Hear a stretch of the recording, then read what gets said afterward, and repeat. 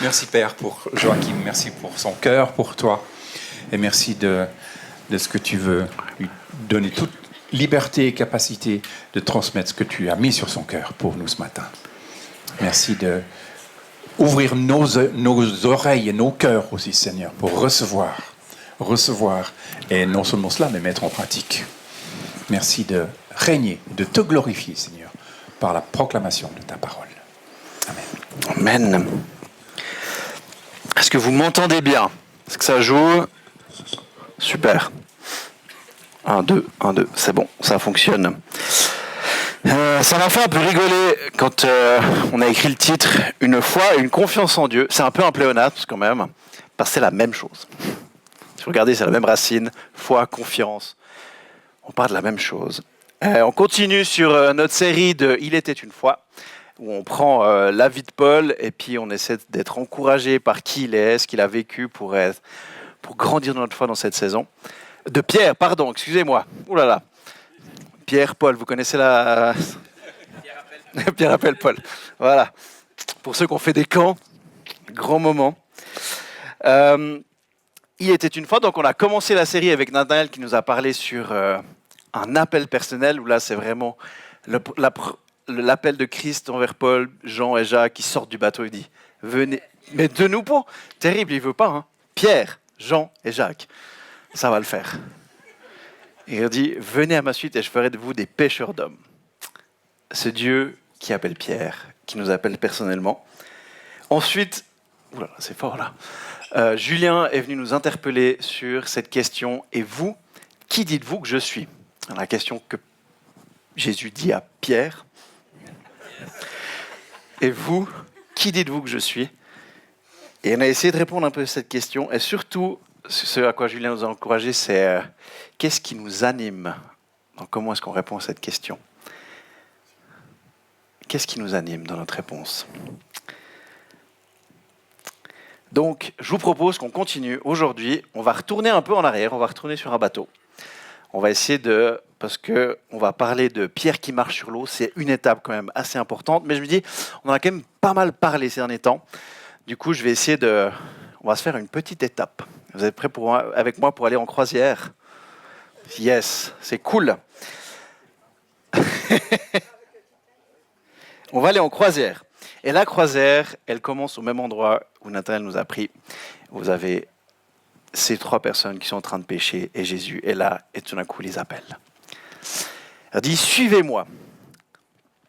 Et des fois, on approche un peu ce texte en église en mode purée, incroyable. Jésus, il est venu, il les a appelés, il leur a demandé de les suivre, ils sont allés directement à sa suite. Un appel de incroyable. Les gars, ils n'ont peut-être jamais vu Jésus, ils l'ont suivi. Qu'est-ce qui s'est passé? Puis, c'est vrai que si vous prenez certains évangiles, c'est un peu comme ça que ça ressort. Mais si, par exemple, vous lisez l'évangile de Luc, vous verrez que ce n'est pas tout à fait le cas. Chronologiquement, Jésus arrive à Capernaum avant, il enseigne à la synagogue avant, il va dans la maison de la maman de Pierre avant, la belle-mère, pardon, il la guérit. Vous avez toutes ces choses qui se passent. Et après, Jésus vient, les voit dire « Venez et suivez-moi ». Intéressant, n'est-ce pas? Soit on peut prendre en mode « Ils l'ont suivi de rien », ou en fait, ils l'ont suivi parce qu'ils ont déjà vu des trucs se passer. Ils disent « Ok, maître, tu es maître, je vais te suivre ». Ils ont déjà vu une partie de ce que Jésus a fait. Et du coup, ils disent « Là, c'est quelqu'un que ça vaut la peine de suivre ». Du coup, ça, c'est la première étape de notre croisière. Ils ont déjà vu quelque chose. Ensuite, je vous propose de passer dans Marc. On va passer par tous les évangiles aujourd'hui. On va passer dans Marc 4, 35, 41. Ce même jour, sur le soir, Jésus leur dit « Passons à l'autre bord ». Après avoir renvoyé la foule, ils l'emmenèrent dans la barque où il se trouvait. Il y avait aussi d'autres barques avec lui. Il s'éleva un grand tourbillon et les flots se jetaient dans la barque, au point qu'elle se remplissait déjà. Et lui, il dormait à la poupe sur le coussin. Ils le réveillèrent et lui dirent « Maître, ne t'inquiète pas. Ne t'inquiètes-tu pas de ce que nous périssons ?» S'étant réveillé, il menaça le vent et dit à la mer « Silence, tais-toi !» Et le vent cessa. Il y eut un grand calme. Puis il leur dit « pourquoi avez-vous ainsi eu peur? Comment n'avez-vous point de foi? Ils furent saisis d'une grande frayeur, et ils se dirent les uns aux autres, quel est donc celui-ci à qui obéissent même le vent et la mer? Qui est donc celui-ci? C'est marrant parce qu'on revient à la même question, et vous, qui dites-vous que je suis? Vous voyez, cette question, elle vient quand même. Elle vient quand même. Donc là, vous êtes sur le lac de Galilée. Les gars, c'est des pêcheurs, quoi. Ils ont vécu quand même quelques trucs. Donc la tempête devait quand même être assez violente pour qu'ils se disent, là, on est vraiment dans la tambouille, là. C'est la M. On va mourir. Est-ce que tu t'inquiètes pas de ce que nous périssons? Des pêcheurs, hein. Des gars qui prennent sur le péché sur le même lac pendant des années. Ils disent, là, on est fini. Et Jésus, qui dort, comme un loir, il dort. Et Jésus, incroyable, il calme la tempête. Et la question, mais n'avez-vous pas de foi? Et eux qui disent, mais qui est donc celui-ci? Qui est donc celui-ci? Donc là, dans notre petite croisière, la réponse n'est pas encore là. Qui est donc? Qui es-tu donc?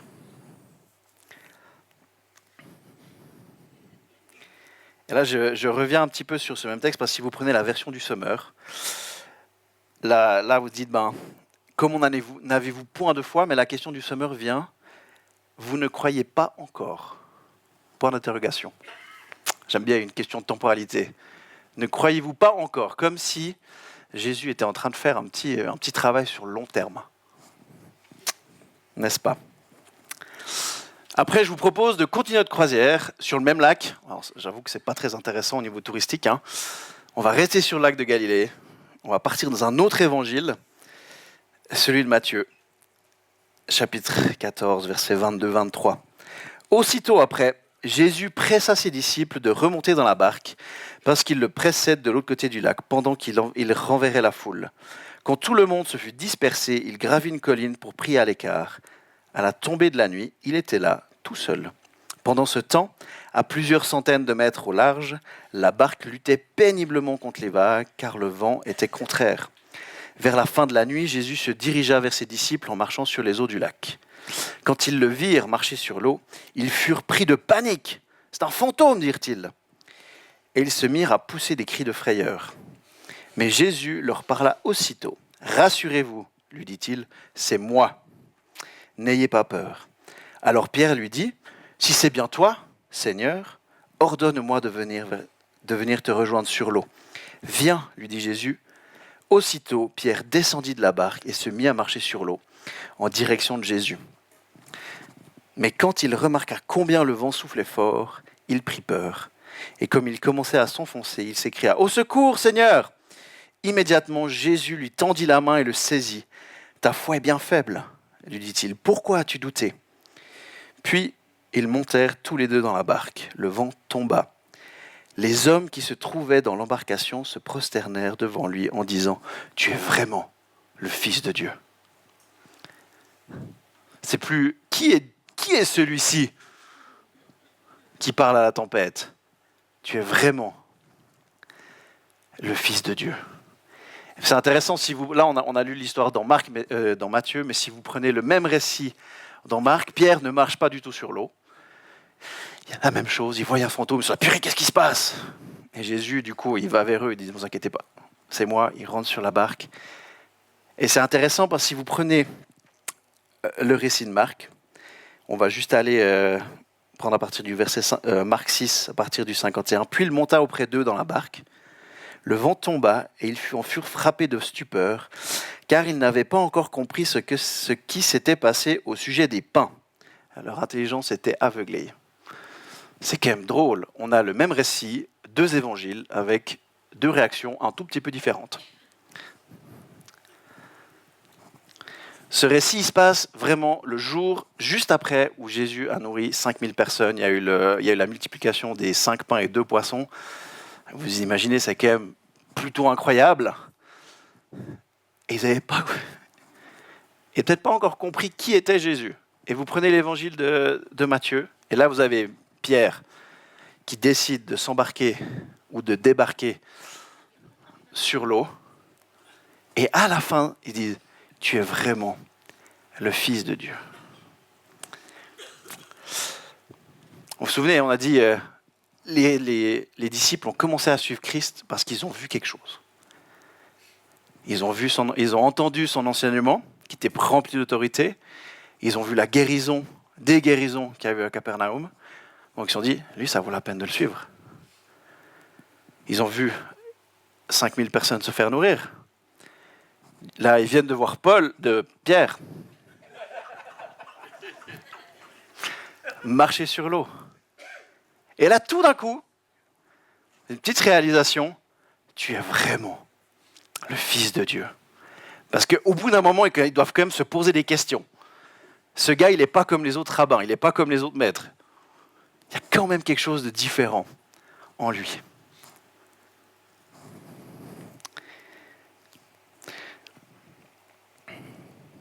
Ça va jusque-là ?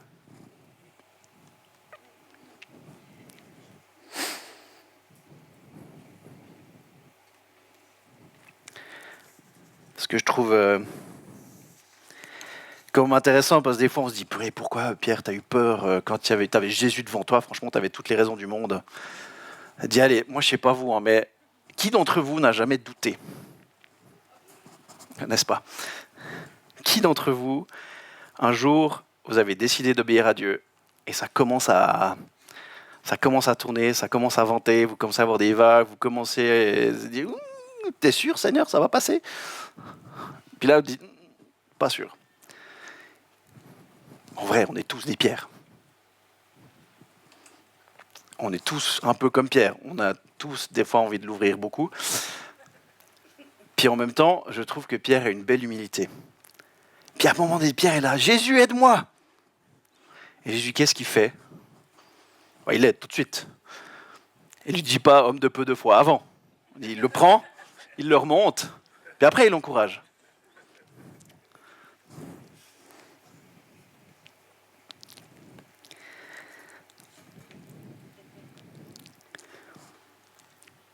Un élément qui me parle dans ce texte quand même, c'est de dire mais franchement la barque des fois c'est pas mal. Souvent on compare la barque un peu à nos train-train de vie quotidien, notre sécurité des choses où on se dit ça va, aller dans l'eau c'est moyen.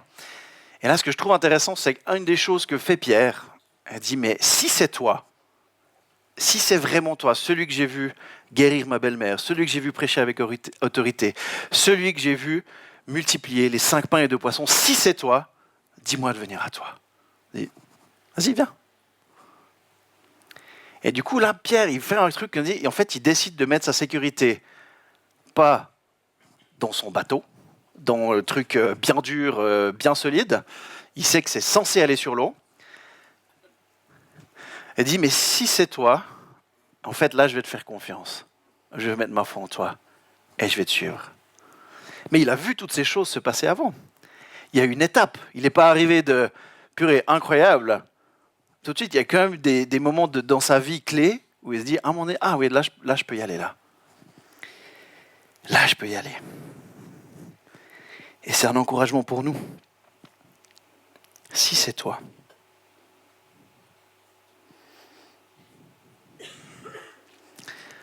Qui es-tu ? Qui est celui-ci ? C'est toi, c'est le Seigneur. Et je trouve drôle que Pierre, ce soit le seul qui se soit rendu compte. Si on lit les 2 évangiles côte à côte, vous avez d'une part Marc où il n'y a rien qui se passe, et vous avez d'une part Matthieu qui prend l'exemple de Pierre.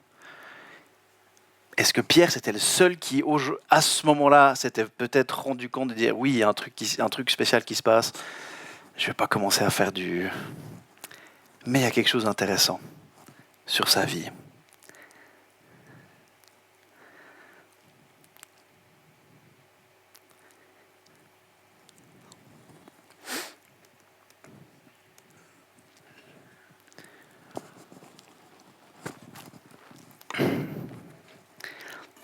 Qui c'est qui se trouve un peu...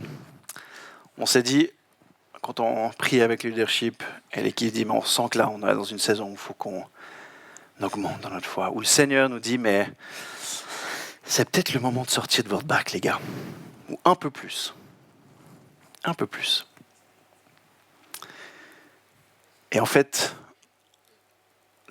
on est passé des fois, Dieu calme la tempête, comme on l'a vu dans notre première partie sur le lac. Et dans cette deuxième partie, il ne calme pas la tempête tout de suite. Il nous demande de marcher avec lui dans la tempête. Et c'est impossible que dans votre vie, vous n'ayez pas de problème. Ça me paraît très bizarre quand même. Chacun d'entre nous a vécu des moments bien compliqués. Peut-être vous en traversez un maintenant. Je ne sais pas où vous en êtes. Mais dans cette tempête-là, Jésus dit, mais viens vers moi. Viens à moi.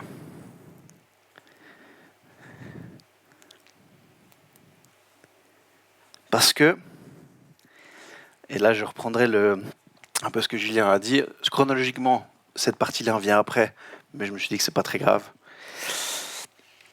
Parce que pour Pierre d'arriver et nous sortir de notre barque et aller vers lui et rentrer dans son appel pleinement, et vous, qui dites-vous que je suis ? Je reviens à la même question. Parce que sans cette réponse-là, Pierre, il n'aurait pas marché sur l'eau. Sans avoir une petite compréhension de qui Christ il était, il ne l'aurait pas suivi. Alors je me suis dit, mais il est le grand je suis. Il est le Messie. Il est celui qui parle aux tempêtes. Il est celui qui nous appelle à marcher sur l'eau. Il est celui qui a nourri des milliers de personnes. Il est celui qui est. Celui qui n'a ni commencement ni fin. Il est l'alpha et l'oméga. Il est le Dieu d'Abraham, d'Isaac et de Jacob. Il est le Messie qui a donné sa vie sur la croix pour nos péchés. Il est celui qui a vaincu la mort une bonne fois pour toutes. Et il est celui qui est ressuscité 3 jours plus tard. Ça va ? Purée, quand vous mettez ça l'un à côté de l'autre, si Jésus vous dit « Viens vers moi », notre réponse va être « Oui Seigneur, s'il te plaît ». Purée, parce que sans lui, sans Christ, sans toucher, mes amis, on est morts. Le salaire du péché, c'est la mort et on est tous pécheurs. Mais on était tous rachetés par son œuvre à la croix. Et des fois, on pourrait prendre des trucs tellement compliqués dans la Bible et parler des fois de grec et d'hébreu. Des fois, je me dis, mais si vous prenez l'entièreté de la parole, de la Genèse à l'Apocalypse, vous lisez, ça nous ramène toujours vers l'œuvre de Christ à la croix. C'est le point culminant de milliers d'années de prophétie. C'est le point culminant de l'œuvre de Dieu. C'est là. Et on a besoin, je crois, sans arrêt d'être renouvelé dans notre compréhension, dans la révélation que nous avons de cette œuvre. Parce que si on a envie d'être plus courageux dans le témoignage, d'aller là où Dieu nous a demandé d'aller, de rentrer dans une nouvelle saison, on doit connaître qui est Christ. Et quand je dis connaître, c'est pas la notion de connaître, c'est pas une notion théorique, logique. C'est une connaissance qui vient du fond. Vous savez qui il est. Vous l'avez expérimenté, vous l'avez vu à l'œuvre. Et vous savez, pour le voir à l'œuvre, des fois, on doit se mettre en route. À un moment donné, si vous voulez commencer à voir Christ à l'œuvre, vous dites, ok, voilà mes 5 pains et 2 poissons. Qu'est-ce que t'en fais ? À un moment donné, si vous voulez le voir à l'œuvre, vous allez dire, comme Pierre, Seigneur, si c'est toi, dis-moi de venir. Et je ne sais pas où vous en êtes dans votre étape de vie aujourd'hui, parce que je crois qu'il y a plusieurs choses dans cette histoire qui pourraient nous encourager aujourd'hui. D'une part, vous avez Christ qui parle aux tempêtes. Purée, incroyable. Mais est-ce que vous savez que le même esprit qui habitait en Christ habite en vous ? Ça veut dire que théoriquement, nous avons la même autorité. Si aujourd'hui tu traverses une tempête, si aujourd'hui, c'est la haine. Et des fois, dire, mais Seigneur, viens agir, silence, calme-toi. Nous avons l'autorité. Et si vous, aujourd'hui, vous n'êtes pas capable de le faire, dire, Seigneur, viens m'aider. Comme Pierre. Au moment où il ne pouvait peut-être pas dire, silence, calme-toi, il a dit, Jésus, aide-moi s'il te plaît, je suis en train de couler. On est tous à des étapes différentes. Par contre, on est tous appelés à aller quelque part un peu plus loin.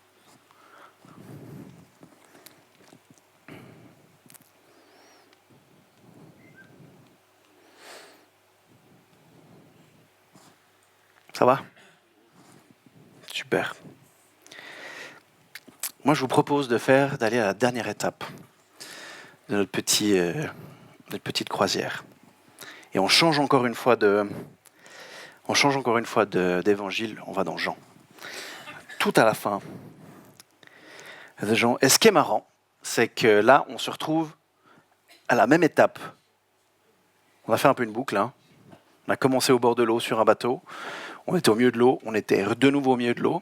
Et on refinit au bord de l'eau. Le matin étant venu, Jésus se trouva sur le rivage. Mais les disciples ne savaient pas que c'était Jésus. Jésus leur dit, « Enfants, n'avez-vous rien à manger ?» Ils lui répondirent non. Il leur dit, « Jetez le filet du côté droit de la barque, et vous trouverez. » Ils le jetèrent donc, et ils ne pouvaient plus le retirer à cause de la grande quantité de poissons. Alors le disciple que Jésus aimait dit à Pierre, « C'est le Seigneur !» Et Simon-Pierre, dès qu'il eut entendu que c'était le Seigneur, mit son vêtement et sa ceinture, car il était nu, et se jeta dans la mer. Les autres disciples vinrent avec la barque, tirant le filet plein de poissons, car ils n'étaient pas éloignés de terre que d'environ 200 coups d'œil. Lorsqu'ils furent descendus à terre, ils virent là, dans les charbons allumés, du poisson dessus et du pain. De nouveau, poisson et pain. Jésus leur dit, « Apportez des poissons que vous venez de prendre. » Simon-Pierre monta dans la barque et tira à terre le filet plein de 153 grands poissons. Et quoi qu'il y eût temps, le filet ne se rompit pas. Jésus leur dit, « Venez manger. » Et aucun de ses disciples n'osait lui demander, « Qui es-tu » Sachant que c'était le Seigneur. C'est intéressant. Moi, je trouve chouette parce qu'on est arrivé à « Qui est celui-ci » C'est le Seigneur. Ah, on n'ose même pas lui poser la question « Qui c'est ?» parce qu'on sait très bien qui c'est. Et je trouve intéressant de voir que dans ces évangiles, vous avez dans la vie de Pierre et des disciples, on a cette évolution. Purée, les mecs, ils ont passé 3 ans avec lui quand même. Ils ont dû voir des trucs incroyables. Ils ont vu des trucs incroyables. Mais ils ont été proches de lui pour arriver à se dire, en fait, on ne va même pas lui poser la question. Parce qu'on sait très bien que le premier qui nous a dit de jeter nos filets de l'autre côté de la barque, c'est le même qui le fait là. C'est la même personne. La boucle est bouclée. Je trouve intéressant de voir ces évangiles. Et de voir comment aussi chacun d'eux raconte une petite partie différente et amène une couleur différente à la même histoire. Si vous lisez un truc, n'hésitez pas à changer à gauche, à droite. Ça nous permet peut-être d'avoir une vue d'ensemble un peu plus globale sur le récit.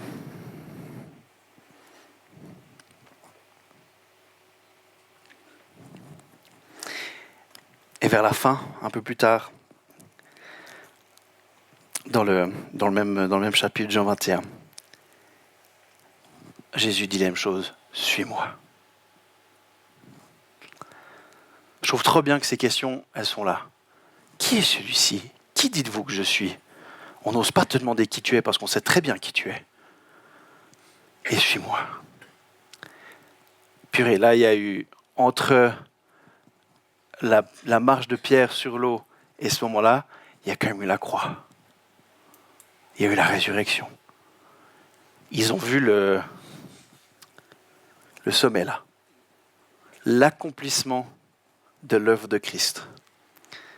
Là, il n'y a plus de doute possible. Il n'y a plus de doute possible. Et mes amis, j'ai envie de nous encourager, de dire, mais Christ, sans arrêt, de demander à Christ de se révéler à nous. Parce que si on veut grandir, si on veut aller de l'avant, si on veut faire des pas dans la direction que Dieu nous demande d'aller, il n'y a rien d'autre qui est plus important que ça.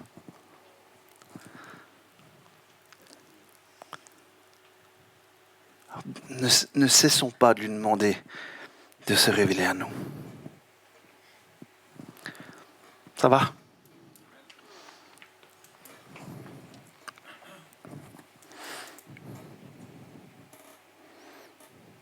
Ce que je voulais vous proposer pour un peu se remettre devant lui, on va mettre une chanson en arrière-plan de Glorious qui est à propos. Et peut-être je vais vous poser une ou deux questions. Si aujourd'hui tu es dans une tempête, demande-le à Dieu. Il n'est jamais trop occupé pour t'aider. Il ne va pas te dire, homme de peu de foi, il va dire, viens, je t'aide. Puis après, il va te prendre avec lui, ok, comment est-ce que la prochaine fois on peut grandir ensemble ? Pour certains d'entre vous, vous êtes bien dans votre barque. C'est bien, c'est solide. Pas besoin de me mouiller. C'est vrai que les chaussettes mouillées, c'est terrible.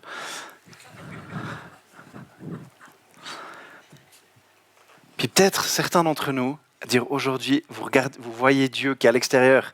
Vous avez reçu un appel, vous avez reçu quelque chose. Et vous savez, puis peut-être poser la question, mais Seigneur, si c'est toi, dis-moi de venir. Mettez-vous devant Dieu avec ça. Si c'est toi, dis-moi de venir. Et peut-être pour certains, aujourd'hui, vous devez grandir. Nous devons grandir dans l'autorité que nous avons en Christ. Quand il y a la tempête, quand il y a des choses qui viennent nous attaquer, quand il y a les pensées, quand il y a toutes ces choses qui sont là pour nous détruire, pour nous rabaisser, qui sont là pour amener la mort, dire Seigneur, stop. Ça suffit. Et appeler la vie. Et c'est peut-être aussi un temps de faire ça. Ça va pour vous ? Et si vous avez, donc on va maintenant mettre la musique. Si certains vous avez envie de dire, mais moi j'ai besoin de prier avec quelqu'un, levez-vous. Venez demander la prière. On a 2-3 personnes qui sont là pour prier avec vous. Je ne peux pas le répéter assez, on n'est pas appelé à faire la vie tout seul. On est un corps et on se soutient les uns les autres. Et la prière d'un frère, c'est une richesse. Ne nous en privons surtout pas. Il n'y a rien de trop petit ou de trop grand à remettre à Dieu. Je vous invite à la prière. Ouais, Seigneur, nous voulons te. Merci pour qui tu es, Père. Jésus, tu es bon, tu es grand, tu es au-dessus de tout. Alors comme on est en train de le vivre en ce moment, de voir un petit peu Pierre et comment il te découvre et comment il en vient une révélation de ta grandeur et de ta plénitude. Que nous, Seigneur, ce matin, on puisse être touchés et renouvelés et conduits à une compréhension, une connaissance de toi qui dépasse celle qu'on avait hier. Que chaque jour, Père, on cherche à te connaître un peu plus.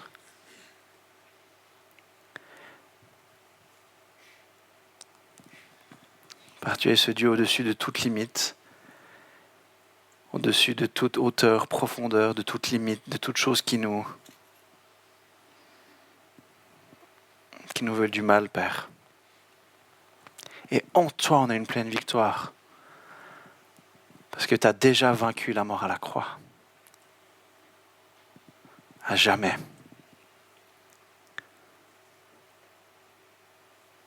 Et Père, qu'on puisse continuer à être appelés par toi à sortir de nos barques.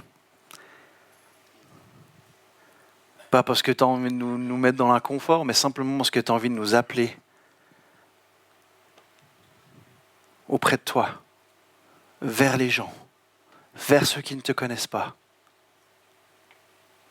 Ça ne va pas être confortable. Mais toi, tu es là. Et on a cette assurance que tu vas nous conduire.